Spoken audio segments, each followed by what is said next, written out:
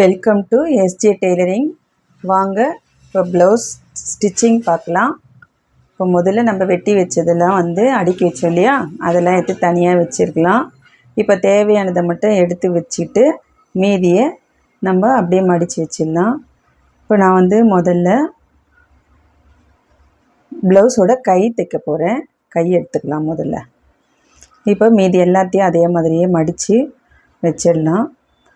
இப்போது கை இப்போ அடையாளப்படுத்தணும் இல்லையா, அதை நம்ம கரெக்டாக பிரித்து வச்சிடணும். இந்த ஃப்ரண்ட்டு பேக்குன்னு இருக்கு இல்லையா, நம்ம ஷேப் வச்சு தைச்சோமே கட் பண்ணோம் இல்லையா, அது ஆப்போசிட் பக்கமாக இருக்கணும். இப்போ பாருங்கள், இப்போ கையோட சுற்றளவு இருக்கு இல்லையா, அதை இந்த மாதிரி ஒரு 1/4 இன்ச் அளவுக்கு நம்ம மடிச்சுட்டு அப்படியே ஸ்டிச் போட்டுடலாம்.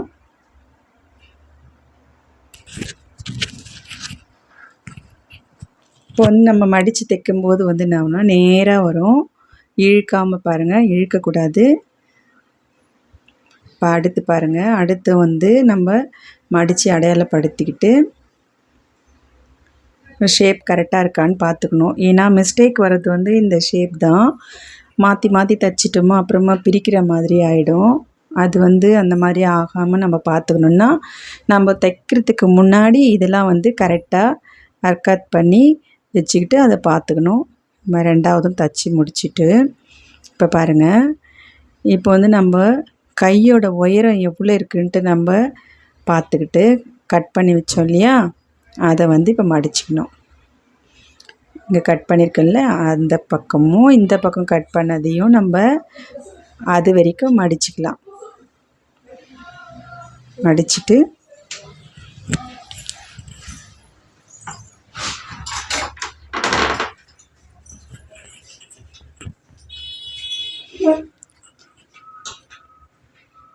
பாருங்கள், இப்போ அந்த அளவுக்கு அப்படியே மடித்து தைச்சிடலாம். இப்போ ரெண்டுத்தையுமே அந்த மாதிரி மடிச்சுட்டு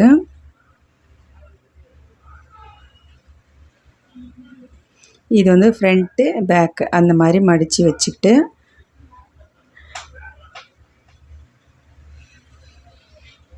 பாருங்கள், இது மாதிரி ஆப்போசிட் பக்கமாக இருக்கணும், மாறிடக்கூடாது. பாருங்கள், இப்போ என்ன பண்ணணும்னா, நம்ம அடையாளப்படுத்தி வச்சோம் இல்லையா, இப்போ கையோட சுற்றளவு இன்னொரு தடவை நம்ம செக் பண்ணிக்கலாம். ஏன்னா தைக்கும்போது தான் எப்போவுமே நம்மளுக்கு மார்க் பண்ணது கொஞ்சம் முன்ன பின்ன இருந்ததுன்னா கூட தைக்கும்போது நம்ம ஒரு தடவை இந்த மாதிரி அடையாள ப்ளவுஸ் வச்சு நம்ம கரெக்ட் பண்ணிக்கணும். இப்போ இந்த கையும் அதே மாதிரி நம்ம அடையாளப்படுத்திக்கலாம்.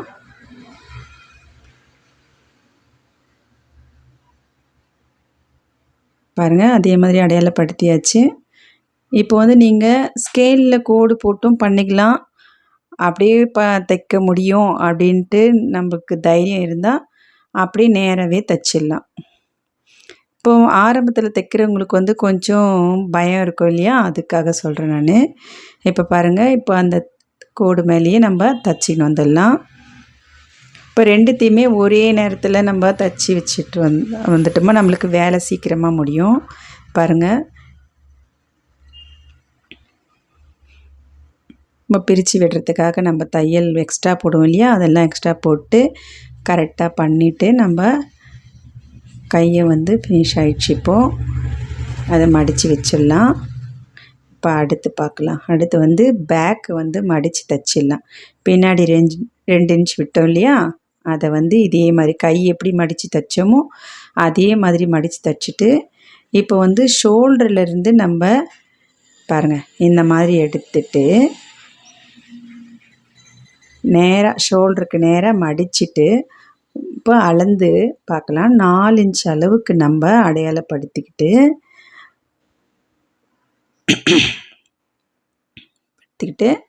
இங்கே ஒரு 1/2 இன்ச் அளவுக்கு நம்ம கீழே கிராஸாக தைக்கணும். பாருங்கள், இழுக்காமல் அப்படியே வச்சு தைக்கணும். பாருங்கள், இப்போ 2 தையல் போட்டுக்கலாம். இப்போ 2 தையல் போட்டுக்கிட்டோமா கொஞ்சம் ஸ்ட்ராங்காக இருக்கும். நம்ம தைக்கும்போது வந்து ரொம்ப ஜாக்கிரதையாக தைக்கணும். நம்ம கீழே விட்ட அளவோடவே மேலே பண்ணோம்னு வச்சுக்கோங்களேன், ஒரு மாதிரி அது சுருக்கமாக தெரியும். இப்போ இந்த பக்கமும் அதே அளவு நம்ம அடையாளப்படுத்திக்கிட்டு பாருங்கள், அதே அளவு தான் 4 இன்ச் அளவு அடையாளப்படுத்திக்கிட்டு தைச்சிடலாம். பாருங்கள், இழுக்கில் நேராக வருது பாருங்கள். 2 தையல் போட்டுக்கலாம்.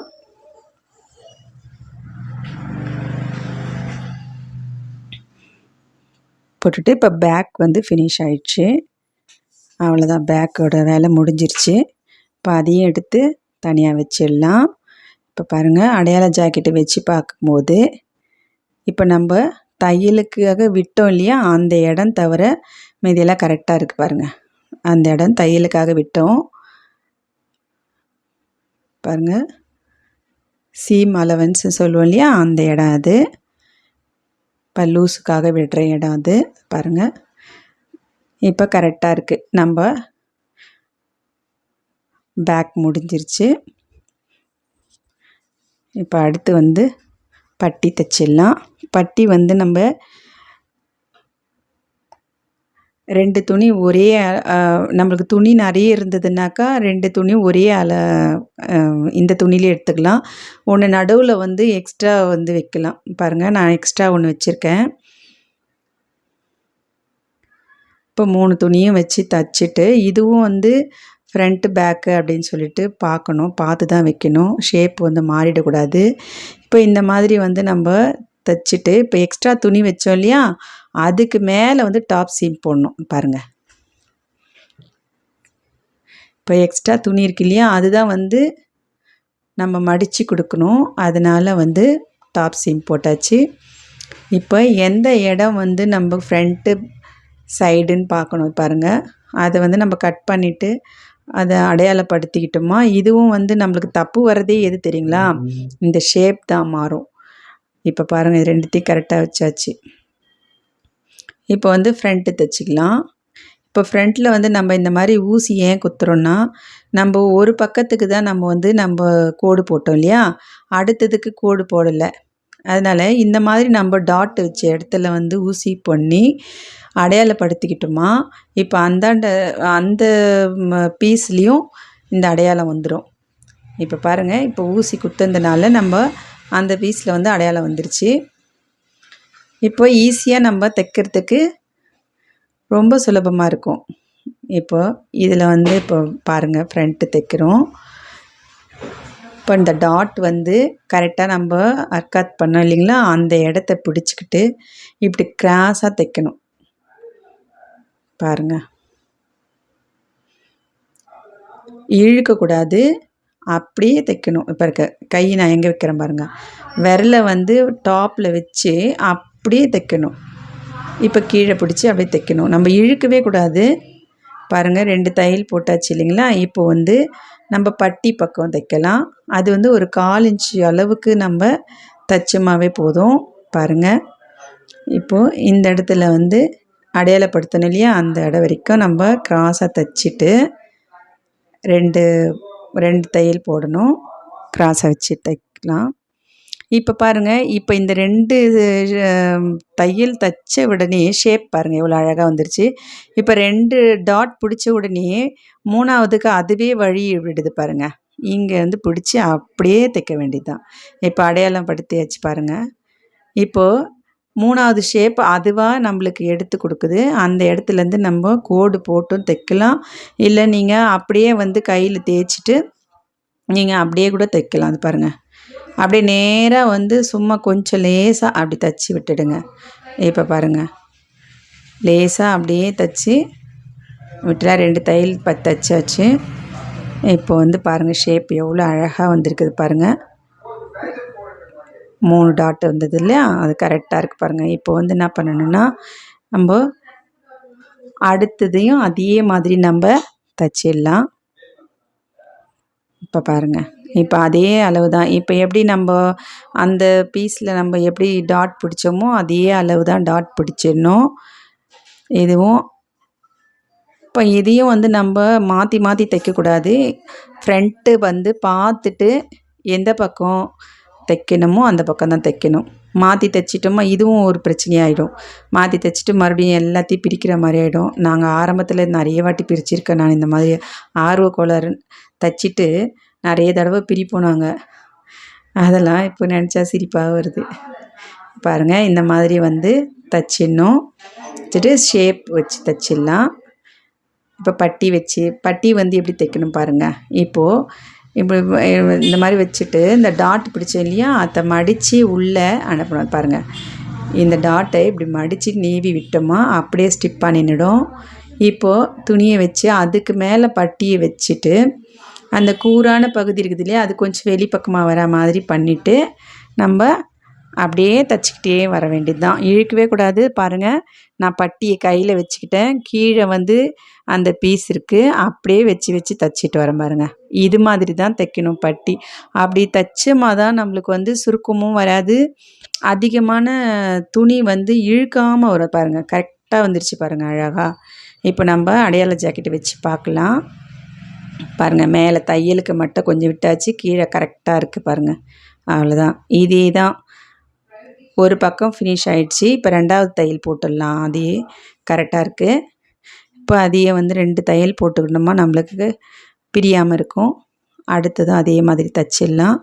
பட்டி வந்து எப்போவுமே ஊக்பட்டி சைடில், நூல் பட்டி சைடில் தான் தைக்க ஆரம்பிக்கணும். இது பாருங்கள், இந்த பக்கம் எக்ஸ்ட்ரா துணி இருந்தால் கூட நம்ம கட் பண்ணிக்கலாம். ஷேப் வந்து மாறாமல் வரும், அதுக்கு தான், வேறு ஒன்றும் இல்லை. இதையும் 2 தையல் போட்டுக்கலாம். போட்டுக்கிட்டு இப்போ பாருங்கள், 2 துணியுமே வச்சு பார்க்கலாம். பாருங்கள், அந்த டாட்டோட இடம், பட்டியோட இடம், கழுத்து பீஸ் எல்லாமே ஒரே அளவாக இருக்குது. இப்போ வந்து நம்ம ஊக்பட்டி தைச்சிடலாம். ஊக்பட்டி தைக்கிறதுக்கு வந்து பாருங்கள், துணியை வந்து நெட்டையாக ஆக்கிக்கிட்டு அதை அப்படியே ஒரு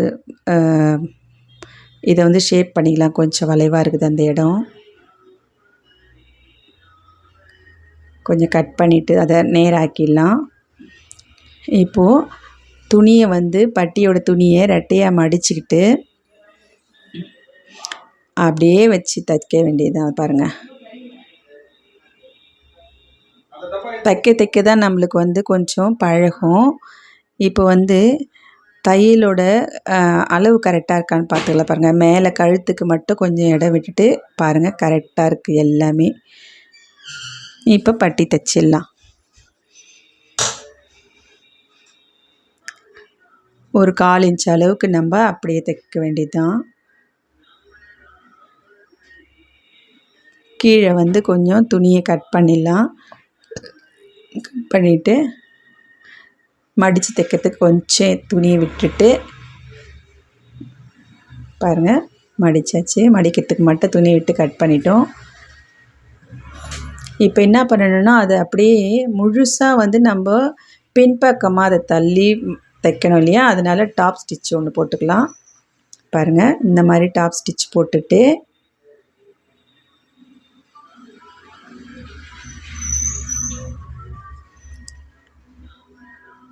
இப்போ அப்படியே முழுசாக நம்ம மடித்து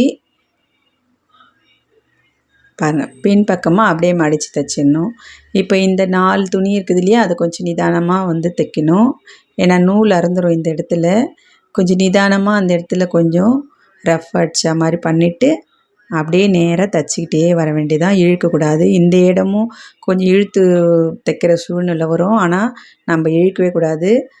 அந்த துணி இருக்கிற இடத்துல அப்படியே வச்சு தைச்சிடணும். பாருங்கள், வச்சு தைச்சிட்டேன். பாருங்கள், இது மாதிரி ஒரு அழகாக. இப்போ அடுத்து வந்து நம்ம ஊக்பட்டி தைச்சிட்டோம். இப்போ நூல் பட்டி தைக்கலாம். இப்போ இது கொஞ்சம் கிராஸாக இருக்குது, கொஞ்சம் கட் பண்ணிக்கலாம் இந்த இடத்த.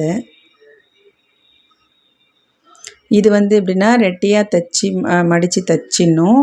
இது வந்து நம்ம கரைபாகம் இருக்குது இல்லையா, அந்த கரைபாகம் இருந்ததுன்னா நம்ம நூல் கட்டுறதுக்கு கொஞ்சம் கஷ்டமாக இருக்கும். அது அந்த மாதிரி டைம்லலாம் நம்மளுக்கு அவசரமாக தைச்சி முடிக்கணுன்ற டைம்லலாம் நம்ம இதுலேயே கூட நம்ம மிஷின்லேயே கூட அந்த கிராஸாக தைச்சி ஊக்கு மாட்டலாம். ஆனால் இப்போ நான் வந்து உங்களுக்கு அப்படியே தான் தைச்சி காட்ட போகிறேன். பாருங்கள், இந்த மாதிரி தைச்சிட்டு இதையும் அதே மாதிரி தான் மடித்து தைச்சிடணும். தைச்சிட்டு இதை வந்து எக்ஸ்ட்ராவாக வரும். இது வந்து எக்ஸ்ட்ரா பட்டி இது. இப்போ பாருங்கள், இப்போ நம்ம தைச்சது மேலேயே வச்சு தைக்கணும். எக்ஸ்ட்ராவாக வருது பாருங்கள். இந்த மாதிரி எக்ஸ்ட்ரா வந்து இப்போ நம்ம தைச்சோம் இல்லையா, அதுக்கு மேலேயே தான் வந்து வச்சு இந்த துணியை அப்படி தைச்சிடணும் பாருங்கள். இது மாதிரி இது ஃப்ரண்ட்டில் தான் வரும். பேக்கில் தைச்சி இப்போ ஃப்ரண்ட்டில் திருப்பி நம்ம தைக்கிறோம். பட்டி மட்டும் எப்போவுமே அப்படி தான் வரும். தைச்சாச்சு. இப்போ பாருங்கள், இப்போ ரெண்டாவது வந்து அந்த நூல் கட்டுறதுக்காக 2 தையல் போடுவோம் இல்லையா, அந்த 2வது தையல் போட்டு வச்சு நடுவில் இப்போ கட் பண்ணி எடுத்துடலாம். இப்போ வச்சு பார்க்கலாம். 2 பீஸுமே வந்து பாருங்கள் கரெக்டாக இருக்கும். பாருங்கள் நேராக ஆயிடுச்சு. பாருங்கள் இப்போ கரெக்டாக இருக்குது பாருங்கள். இது மாதிரி நம்ம அளந்து வச்சு நம்ம ஃபஸ்ட்லேயே கட் பண்ணி வச்சிட்டோமா கரெக்டாக இருக்கும் பாருங்கள். எல்லாமே ஒரே அளவில் இருக்குது. இது மாதிரி இருந்தாலே நம்ம கச்சிதமாக இருக்கும் போடும்போது நம்ம ப்ளவுஸு. இப்போ இது ஃப்ரண்ட்டு வந்து ஃபினிஷ் ஆயிடுச்சு. இதையெல்லாம் சைடெல்லாம் கட் பண்ணி எடுத்துகிட்டு சரியாக இருக்கான்ட்டு பார்த்துட்டு எடுத்து வச்சிடலாம். இப்போ வந்து பேக்கில் வச்சு ஜாயிண்ட் பண்ணுற வேலை தான் இதுக்கு. இப்போ இந்த ஜாயிண்ட் பண்ணும்போதும் நம்ம வந்து ரொம்ப முக்கியமாக பார்க்குறது என்னென்னா, இப்போ நம்ம அந்த ஊக்பட்டி என்ன பண்ணுவோம் தெரியுங்களா, சைடில் வச்சு தைச்சிருவோம். அது மாதிரி இல்லாமல் அந்த சைடும் வந்து கரெக்டாக இருக்கிற மாதிரி வச்சுட்டு பட்டியோட சைடு வந்து நடுவில் இருக்கிற மாதிரி வைக்கணும். இந்த பாருங்கள், இப்போது அந்த பட்டியோட சைடு வந்து இந்த பக்கம் இருக்கிற மாதிரி வச்சுட்டு நம்ம பாருங்கள் இது மாதிரி வைக்கணும். வைக்கும்போதே நம்ம 2த்தையுமே ஒன்றா வச்சிடணும். இல்லைன்னாக்கா மாறிடும். அது இந்த பக்கம் அந்த பக்கம் மாறிடுச்சுன்னா அசிங்கமாயிடும். இப்போ பாருங்கள், கழுத்து பக்கம் தான் நான் முதல்ல தைக்கிறேன். ஏன்னா ஷோல்ட்ரு தைக்கும்போது எப்போவுமே கழுத்து பக்கத்துலேருந்து தான் ஆரம்பித்து கை பக்கமாக முடியணும்.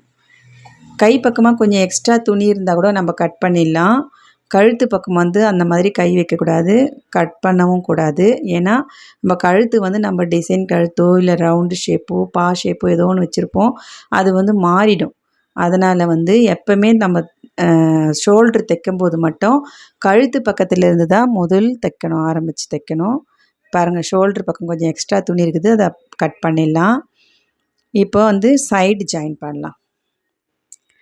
இப்போ வந்து சைடு வந்து நம்ம எவ்வளோ அளவு இருக்குதுன்ட்டு நம்ம முதல்லே குறித்து வச்சோம் இல்லையா, அதுக்கு வந்து நம்ம கோடு போட்டுக்கலாம். அது பாருங்கள், இது மாதிரி கோடு போட்டுட்டு நேராக தைச்சினே வர வேண்டியதுதான்.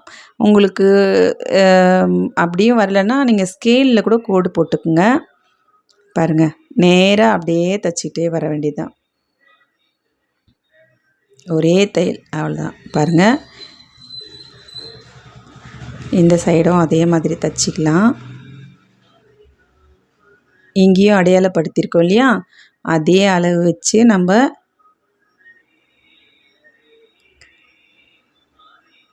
ஒரே அளவு தானே, அதே அளவு வச்சு இழுக்காமல் தைச்சிக்கிட்டு வந்துடலாம். இப்போ துணி பாருங்கள், நான் மேலே தான் பிடிக்கிறேன் கையை அப்படி வச்சோமாவே கரெக்டாக இருக்கும், இழுக்கவே இல்லை. பாருங்கள், கரெக்டாக போகுது பாருங்கள். இப்போ வந்து நம்ம தையலுக்கு விடுவோம் இல்லையா, அதுக்கு வந்து நம்ம தைச்சிக்கலாம்.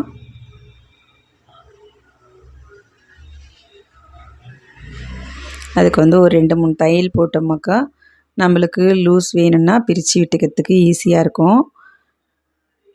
2 பக்கமும் அதே மாதிரி நம்ம தைச்சி விட்டுக்கிட்டோமா பாருங்கள், இந்த பக்கமும் அதே மாதிரி தைச்சிடலாம்.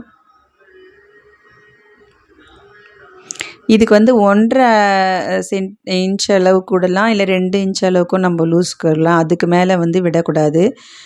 பாருங்கள், முடிஞ்சிடுச்சு. இப்போ நம்ம கை ஜாயின் பண்ணலாம். இப்போ கை பாருங்கள், ஷேப் இருக்குது இல்லைங்களா, பாருங்கள், உங்களுக்கு தெரியலன்னா நான் மார்க் பண்ணி காட்டுறேன். இதுதான் வந்து ஷேப்பு. அதே மாதிரி இதுவும் ஃப்ரண்ட்டோட ஷேப். இந்த ஷேப்பும் அங்கே அந்த கைக்கும் பாருங்கள், இதுதான் ஃப்ரண்ட்டு. இந்த பக்கம் தான் நம்ம கையோட ஷேப் கட் பண்ணோம் இல்லையா, அது இந்த பக்கம் தான் ஜாயின் பண்ணணும். பாருங்கள், இந்த மாதிரி ஜாயின் பண்ணணும். இப்போ பாருங்கள், இப்போது ரைட் சைட்லேயே வந்து அந்த அக்கிள் பகுதி இருக்குது இல்லையா, அந்த ரைட் சைடும் கையோட ரைட் சைடும் ஒன்றா வைக்கணும். பாருங்கள், கையோட ரைட் சைடு அக்கிளோட ரைட் சைடு ஒன்றா வைக்கணும். அந்த சிலும்பில் வந்து நம்ம ஒரு முக்கோணம் மாதிரி மடித்தோம் இல்லையா, அந்த மாதிரி மடிச்சுட்டு ரெண்டுத்தையும் ஒன்றா வைக்கணும். அது பாருங்கள், ரெண்டுத்தையும் ஒன்றா வச்சு பிடிச்சிக்கிட்டுனா இடது கையில் பிடிச்சிக்கிட்டு பாருங்கள், ஷோல்டரை அப்படியே வந்து கை மேலே உள்ளே விட்டு இப்போ வெளியே எடுத்துடுறேன் கையை. இப்போ வந்து கை மட்டும் உள்ளே போயிடும். பாருங்கள், கை அழகாக உள்ளே போயிடுச்சா. இப்போ அதை கரெக்டாக நீவி விட்டு எடுத்துடலாம். இந்த மாதிரி எடுத்தாச்சு. பாருங்கள், இது மாதிரி கரெக்டாக இப்போ வச்சு பார்க்கும்போதே கரெக்டாக கையோட அளவு சரியாக இருக்குது. இப்போ நம்ம அப்படியே வச்சு தைச்சின்னு வந்துட வேண்டியது தான். பாருங்கள், அந்த சிலும்பல் இருக்குது இல்லையா, அதை மடிச்சிடலாம். அந்தண்ட சைடை மடிக்கலாம். ஏன்னா இந்த பக்கம் வந்து கையோட சிலும்பில் வந்து இந்த சைடு மடிச்சிடலாம். ரெண்டு பக்கமும் ஒரே மாதிரி இருந்தால் நல்லா இருக்காது இல்லையா, அதுதான். பாருங்கள், இப்போ கொஞ்சம் கொஞ்சமாக பிகினர்ஸ் வந்து கொஞ்சம் கொஞ்சமாக தான் தைக்கணும். ரொம்ப சர்றன்னுலாம் தைக்கக்கூடாது. பாருங்கள், இந்த மாதிரி வச்சு நிதானமாக இப்படி கொஞ்சம் கொஞ்சமாக கீழே இருக்கிற துணி வந்து பிடிச்சிக்கும். அப்படி லைட்டாக பிடிச்சி தைச்சிடும். அதனால் கொஞ்சம் கொஞ்சமாக அது பாருங்கள், இந்த மாதிரி ஷோல்டரோட அர்க்காத் பண்ணோம் இல்லையா, ஷோல்ட்ரு ஒன்றா வரணும். கையோட ஷோல்ட்ரு அளவும் இந்த பாடியோட ஷோல்ட்ரு அளவும் ரெண்டும் அர்க்காத் பண்ணி கட் பண்ணோம் இல்லையா, இது பாருங்கள் கரெக்டாக அந்த இடத்துல வந்து நிற்கணும். அப்போ தான் வந்து ப்ளவுஸோட ஷேப் ரொம்ப அழகாக இருக்கும். மாறிடுச்சுனாக்கா நல்லா இருக்காது. அதனால் அதெல்லாம் நம்ம கரெக்டாக முதல்லே வச்சு பார்த்துக்கணும், கரெக்டாக இருக்கான்னு சொல்லிட்டு. பாருங்கள், இந்த மாதிரி தைச்சிக்கலாம். பாருங்கள், ஏற்றத்தாழ்வே இல்லை, கரெக்டாக வந்திருக்கு பாருங்கள்.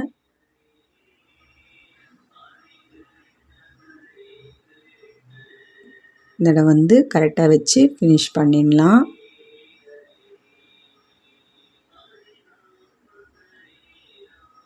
துணி எங்கேயுமே இழுக்கக்கூடாது. அதே அளவு வச்சு நம்ம கரெக்டாக அந்த எந்த இடத்துல இருக்குதோ அந்த இடத்துல அப்படியே வச்சு தைச்சிட்டே வரணும். நம்ம இது வந்து கிராஸாக இருக்கிறதுனால இந்த துணிங்கெல்லாம் கொஞ்சம் கிராஸாக கட் பண்ணி வச்சுருக்கிறதுனால இழுத்தமாக சர்றன்னு இழுத்துக்கும். அதனால் கை மட்டும் எப்போவுமே ஜாயின் பண்ணும்போது இழுக்கவே கூடாது. கை கழுத்தெல்லாம் வந்து அப்படியே வச்சு தான் தைக்க முடியும். கொஞ்சம் கூட நம்ம இழுக்கக்கூடாது. பாருங்கள், இந்த இடத்துல வந்து கரெக்டாக ஃபினிஷ் ஆகணும். பாருங்கள், அந்த தையலும் கையோட தையலும் பாடியோட தையலும் கரெக்டாக வந்து ஒரே இடத்துல நிற்கிற மாதிரி இருந்தால் தான் நம்ம அக்கிளில் வந்து கரெக்டாக இருக்கும். இல்லைன்னா கொஞ்சம் சதை பிடிச்சி இருக்கிற மாதிரி இருக்கும். நம்ம போடும்போது கோவமாக வரும். அது மாதிரிலாம் இல்லாமல் இது இந்த மாதிரி ஜாயின் பண்ணும்போது நம்மளுக்கு கை பிடிக்காமல் இருக்கும். பாருங்கள், இப்போ அழகாக ஜாயின் பண்ணியாச்சு. சூப்பராக இருக்குது. பாருங்கள், எவ்வளோ கரெக்டாக வளைவோடு வருது பாருங்கள். இப்போ வந்து இன்னொரு தையல் போட்டுக்கலாம் நம்ம.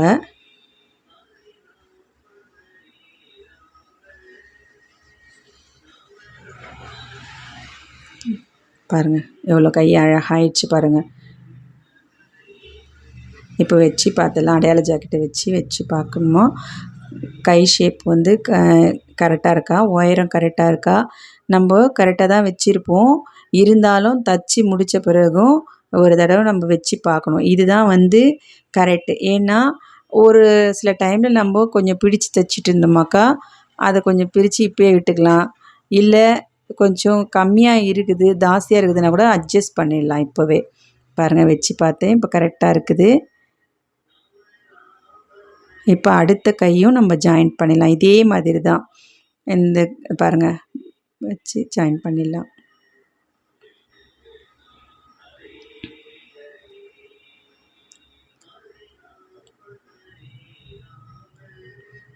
இப்போ வந்து கிராஸ் பீஸ் வச்சு தைச்சணும். இப்போ கழுத்து தைச்சோமா ப்ளவுஸு ஃபினிஷ் ஆகிடும்.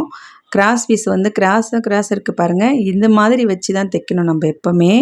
அப்போ தான் வந்து தடிமனாக இல்லாமல் இருக்கும் தையல். இந்த மாதிரி கிராஸை அதுக்கு ஒரு வீடியோ போடுறேன் அப்புறமா. இந்த மாதிரி கிராஸ் பீஸ் வச்சு நம்ம தைக்கும்போது கழுத்துக்கு வந்து நல்லா வளைஞ்சி கொடுக்கும்.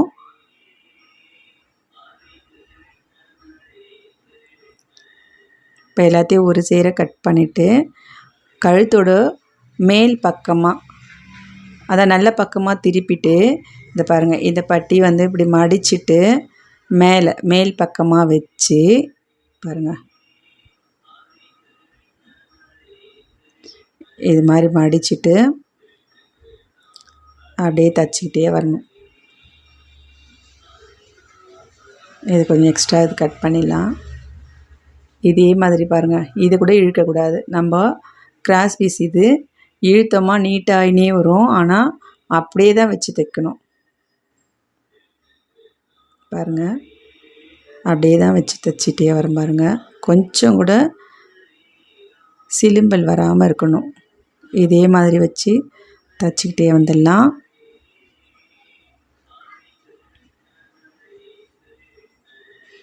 இப்போ ஃபினிஷாக இதே மாதிரி தைச்சி முடிக்க போகிறோம்.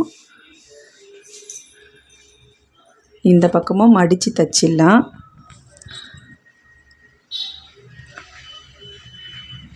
இப்போ வந்து என்ன பண்ணணுன்னா, அந்த சிலும்பல்லாம் அதிகமாக இருந்ததுனால கட் பண்ணிவிட்டு இப்போது கொஞ்சம் கொஞ்சமாக கட் பண்ணின்னு வந்துடலாம். ஏன்னா அந்த ரவுண்ட் ஷேப் வந்து நம்மளுக்கு அழகாக வரும், திரும்பி கொடுக்கும். இப்போ பாருங்கள், டாப் ஸ்டிச் போட்டுடலாம். இப்போ எல்லாம் மொத்தமாக இதை திருப்பணும் இல்லையா, அதனால் ஒரு டாப் ஸ்டிச் போட்டுட்டு நம்ம அதுக்கப்புறமா எம்மிங் பண்ணோமா ரொம்ப அருமையாக இருக்கும்.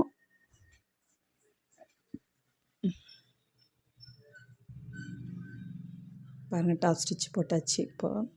இப்போ ப்ளவுஸ் வந்து ஃபினிஷ் ஆகிடுச்சி. ரொம்ப அழகாக இருக்குது பாருங்கள். வீடியோ பிடிச்சிருந்ததுன்னா கமெண்ட்ஸ் பண்ணுங்கள், சப்ஸ்கிரைப் பண்ணுங்கள். தேங்க்யூ.